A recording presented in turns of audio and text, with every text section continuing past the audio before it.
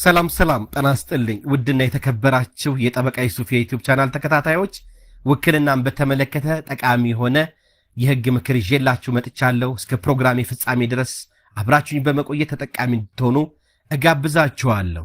ቤታችሁን እንዲያስተዳድር፣ እንዲሸጥ፣ እንዲለውጥ በአጠቃላይ ጠቅላላ ውክልና ሙሉ ውክልና ብላችሁ እናንተ የምታውቁትን ህጉ ግን ልዩ ውክልና ብሎ የሚጠቅሰውን የውክልና አይነት የሰጣችሁት ተወካያችሁ የጥቅም ግጭት በሚፈጥር መልኩ ይህ ተወካይ ለራሱ ጥቅም በተዘዋዋሪም ይሁን በቀጥታ በሚያስገኝ መልኩ የናንተን የወካዩን ጥቅም በሚጎዳ መልኩ ይህንን ቤታችሁን ሸጦት ብታገኙ ምን ታደርጋላችሁ?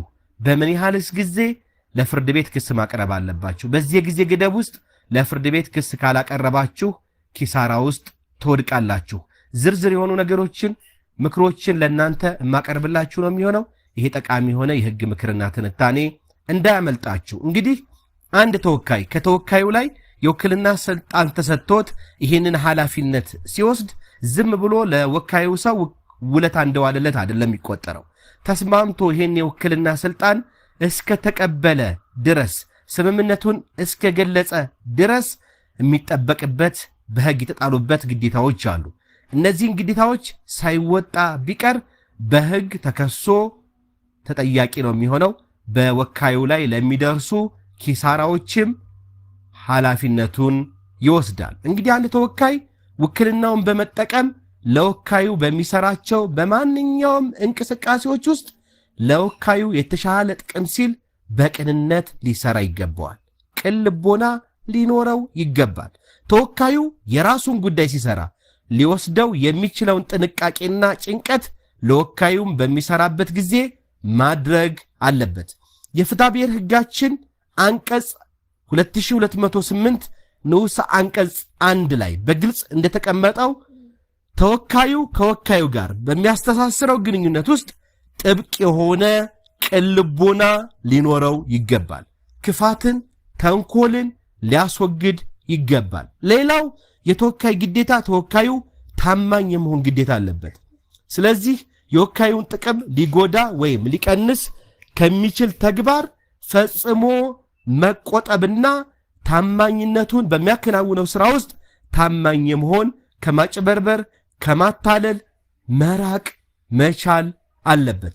ይህን ሥራውንም በሚያከናውንበት ጊዜ ይህ ተወካይ የውክልና ስልጣኑን መሰረት በማድረግ ሥራውን ሲያከናውን ተቃዋሚ ጥቅሞችን ወይም ኮንፍሊክት ኦፍ ኢንተረስት የምንለውን ማስወገድ አለበት። እንግዲህ ይህ ተወካይ የወካዩን ሥራ በሚያከናውንበት ጊዜ ለምሳሌ ቤት ማስተዳደር፣ መሸጥ፣ መለወጥ ውክልና የተሰጠው ሰው ይሄንን ቤት ለወንድሙ፣ ለእህቱ፣ ለእናቱ፣ ለአባቱ ቢሸጥ እና በተዘዋዋሪ የቅርብ ዘመዶችን ተጠቃሚ ለማድረግ ታስቦ በመሆኑ፣ ሁለተኛ ለሚስቱ ለትዳር አጋሩ ቢሸጥ ወይም ብትሸጥ ይህንን ያደረገው ድርጊት ተቃዋሚ ጥቅም ተቃዋሚ ድርጊት እንደፈጠረና በአግባቡ የውክልና ስልጣኑን በመጠቀም የተጣለበትን ኃላፊነት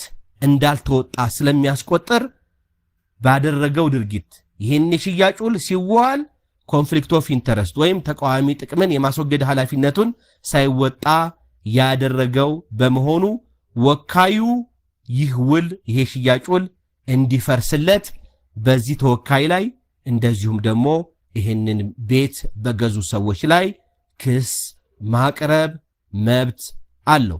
ምክንያቱም አንድ ሰው ከእህቱ ጋር፣ ከወንድሙ ጋር፣ ከትዳር አጋሩ ጋር፣ ከእናቱ ጋር፣ ከአባቱ ጋር የሽያጭ ውል ሲዋል ዋጋ ተከራክሮ የዚህ የወካዩን ጥቅም በሚያስጠብቅ መልኩ ትርፍ በሚያስገኝለት መልኩ በተሻለ ዋጋ ይሸጣል ተብሎ ስለማይታሰብና ከእናቱ፣ ከአባቱ፣ ከወንድሙ፣ ከእህቱ፣ ከትዳር አጋሩ ይልቅ ወካዩን ያስቀድማል ተብሎ ስለማይታሰብ ህጉ በዚህ በኩል ምንም ድርድር የለውም።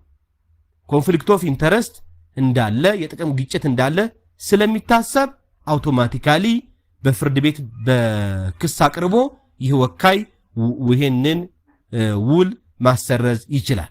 ነገር ግን ተወካዩ የውክልና ስልጣኑን መሰረት በማድረግ ከሶስተኛ ወገን ጋር የሚያደርገው ውል ከወካዩ ጋር የጥቅም ግጭት ተፈጥሯል ብሎ ተወካዩ ካወቀ ይህንን ለመቃወምና በፍርድ ቤት ክስ አቅርቦ መብቱን ለማስከበር የሚችለው ይህንን ካወቀበት፣ ሽያጩ መከናወኑን ካወቀበት፣ የጥቅም ግጭት መፈጠሩን ካወቀበት ጊዜ ጀምሮ በሚቆጠር በ2 ዓመት ውስጥ ካልሆነ በስተቀር መቃወም አይችልም። ካወቀበት ጊዜ ጀምሮ 2 ዓመት ካለፈ ይሄንን የመጠየቅ መብቱ በይርጋ የሚቋረጥ የሚዘጋ በመሆኑ መብቱን ያጣል፣ ምንም ማድረግ አይችልም ማለት ነው። ስለዚህ በዚሁ አግባብ እንድትገነዘቡ እፈልጋለሁ እና ተቃዋሚ ጥቅሞች ተፈጥረውብኛል፣ ኮንፍሊክት ኦፍ ኢንተረስት አለ። የወከልኩት ሰው በአግባቡ የውክልና ስልጣኑን ሳይጠቀም ራሱን ለመጥቀም ወይም ሌሎችን ለመጥቀም በማሰብ ነው ቤቴን የሸጠብኝ ብላችሁ የምታስቡ የፕሮግራሜ ተከታታዮች ጉዳዩን ካወቃችሁበት ጊዜ ጀምሮ በ2 ዓመት ውስጥ ለፍርድ ቤት ክስ ካላቀረባችሁ መብታችሁ በይርጋ ቀሪ ይሆናል። ይህንን በተመለከተ እንግዲህ ይህን ጉዳይ በተመለከተ የፌዴራል ጠቅላይ ፍርድ ቤት ሰበር ሰሚ ችሎት ከሰጣቸው ውሳኔዎች ውስጥ ለእናንተ ለማድረስ በቅጽ 5 በመዝገብ ቁጥር 32241 ላይ እንደራሴ የሆነ ሰው የውክልና ስልጣኑን መሰረት በማድረግ ስራውን በሚያከናውንበት ጊዜ ተቃዋሚ ጥቅሞችን ወይም ኮንፍሊክት ኦፍ ኢንተረስት ማስወገድ ያለበት ስለመሆኑ፣ እንደዚሁም ከዚህ ከተወካይ ጋር ውል የፈጸመው ወገን ይህ ተወካይ የውክልና ስልጣኑን በሚያከናውንበት ጊዜ ተቃዋሚ ጥቅሞችን የማስወገድ ግዴታውን አለመወጣቱን ማወቁ ወይም ማወቅ የሚገባ በመሆኑ ያደረጉትን ውል ፈራሽ ስለማድረጉ፣ ለምሳሌ አንድ ወንድም የተወካዩ ወንድም ወይም እህት በውክልና የወሰደውን እንዲያስተዳድር የተሰጠውን ወይ የመሸጥ የመለወጥ ስልጣን የተሰጠውን ቤት እንደሚሸጥለት ያውቃል። ስለዚህ ከሱ ጋር ውል ሲያደርግ ኮንፍሊክት ኦፍ ኢንተረስት እንደሚፈጠር ስለሚያውቅ ይሄንን ማስወገድ አለመቻሉ ይህ ሶስተኛ ወገን ራሱ እንዳወቀ ስለሚቆጠር ውሉን ፈራሽ ያደርገዋል። እንደዚሁም በቅጽ 19 በመዝገብ ቁጥር 98961 ላይ ተወካይ የውክልና ስልጣኑን መሰረት በማድረግ ከሶስተኛ ወገን ጋር የሚያደርገው ውል ከተወካይ ጋር የጥቅም ግጭት ተፈጥሯል ብሎ ወካዩ ካወቀ ይህንን ለመቃወም ለማስፈረስ የሚችለው ወካዩ ይህንን ሁኔታ ካወቀበት እስከ 2 ዓመት ጊዜ ድረስ ቅድም የነገርኳችሁ መሆኑን እንደዚሁ አስገዳጅ የሆነ የሰበር ውሳኔ ተሰጥቶበታል። በመሆኑም እንግዲህ ውክልና የሰጣችሁት ሰው ዝም ብሎ ለእናንተ ውለታ የሚውልላችሁ አይደለም። ውክልናውን አምኖበት እስከተቀበለ ድረስ ቅድም በነገርኳችሁ መሰረት በሕጉ የተጣሉበትን ግዴታዎች መወጣት ግዴታ አለበት። እነዚህ ግዴታዎች ቅን ልቦና ሊኖረው ይገባል። ቅን ሆኖ ነው ስራውን ማከናወን ያለበት። ታማኝ የመሆን ግዴታ አለበት። ሚስጥራችሁን የመጠበቅና ሚስጥር ጠባቂ መሆን አለበት። እንደዚሁም ታታሪና ትጉህ የመሆን ግዴታ አለበት እንጂ ዝም ብሎ እንትን ማድረግ የለበትም። ዝም ብሎ የተተወ አይደለም። ግዴታዎች አሉበት እና እነዚህን ግዴታዎች ካልተወጣ በአግባቡና የወካዩን ጥቅም በሚጎዳ መልኩ የተጣለበትን ኃላፊነት ካከናወነ ለሚያደርገው ድርጊት ኃላፊ ነው የሚሆነው። ተከሶ ኃላፊነቱን እንዲወጣ ይደረጋል። ይህ የህግ ምክርና ትንታኔ ጠቃሚ እንደሆነና እንደሚጠቅማችሁ ተስፋ አደርጋለሁ። የፕሮግራሜ ተከታታዮች ይህን ቻናል ሰብስክራይብ ማድረግ እንደዚሁም ለሌሎች እንዲደርስ ሼርና ላይክ ማድረግ እንዳትረሱ። አብራችሁ ስለነበራችሁ እጅግ አድርጌ አመሰግናለሁ። መልካም ቀን እንዲሆንላችሁ እመኛለሁ። ባባይ